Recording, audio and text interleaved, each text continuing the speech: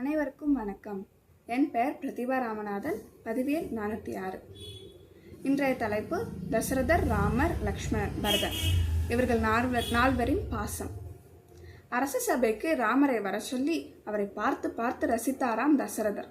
பின்னர் சரி சும்மாதான் வர சொன்னேன், போய் வாராமா என்று கூறிவிடுவாராம். தசரதர் ராமரை தன் கண்ணுக்குள்ளே பொத்தி வளர்த்திருக்கிறார் என்பது இதிலிருந்து நமக்கு தெரிகிறது.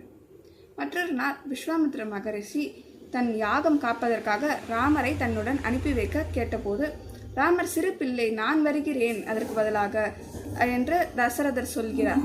விஸ்வாமித்திரரோ மீண்டும் ராமரே கேட்டிருக்கிறார். குலகுரு வசிஷ்டரின் ஆசியுடன் அதற்கு ஒப்புக்கொண்டிருக்கிறார் தசரதர்.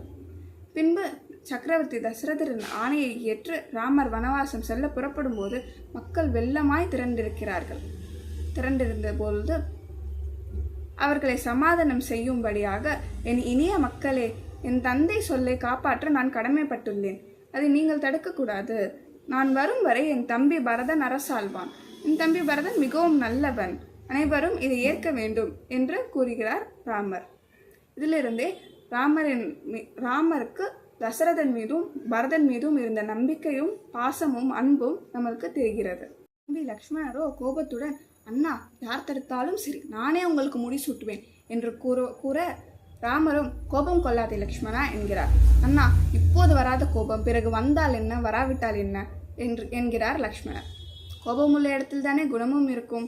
அதே போல ராமர் கானகம் செல்ல புறப்பட்டவுடன் மரவரி தரித்து தானும் கிளம்புகிறார் லக்ஷ்மணர். இது தம்பி லக்ஷ்மணர். இங்கு பரதர் தான் ஊரில் இல்லாத போது நடந்த சம்பவங்கள் அனைத்தையும் கேள்விப்பட்டவுடன் மனம் கொதிக்கின்றார். கைகேயி என் தாயே அல்ல என்று கோபம் கொண்டு காற்றுக்கு சென்று அண்ணனை அயோத்திக்கு அழைக்கிறார். ராமர் மறுக்க, பின்னர் ராமரின் பாதுகைகளை தலையில் சுமந்து வந்து அரியணையில் வைத்து அதற்கு மணிமுடி சூட்டி பட்டாபிஷேகம் செய்து வைக்கிறார். பாசத்தின் வெளிப்பாடல்லவா அது.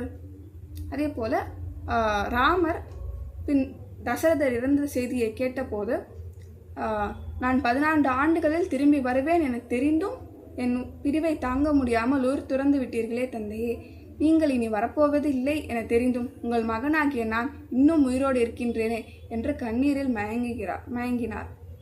இவர்களின் பாசம் ஒருவருக்கொருவர் மிஞ்சும் வண்ணமே இருக்கின்றது. லக்ஷ்மணனோ வனவாசம் முழுவதும், அதாவது 14 ஆண்டுகளும் உண்ணாமலும் உறங்காமலும் ஒரு தொண்டனாகவே இருந்து பார்த்து கொண்டார். யுத்தத்தின் போது லக்ஷ்மணன் மயங்கியதும் தம்பியின் நிலையை எண்ணி ராமரும் மயங்கிவிட்டார். சஞ்சீவி மலையை கொண்டு வந்து அனுமன் உதவியதும் இருவரும் தெளிவு பெற்று ஒருவரை ஒருவர் பாசத்தோடு கட்டி கொண்டனர்.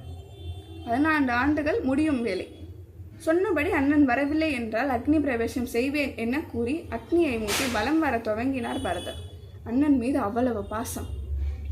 ராமர் அயோத்தி திரும்பியதை அயோத்தி மக்கள் தீபாவளி என்று தீபங்களை ஏற்றி கொண்டாடினர். இன்றளவும் கொண்டாடி வருகின்றோம்.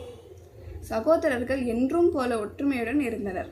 சீரும் சிறப்புமாக மக்கள் அனைவரும் நிம்மதியாகவும் சந்தோஷமாகவும் ராமராஜ்யம் நடைபெற்றது. நன்றி, வணக்கம்.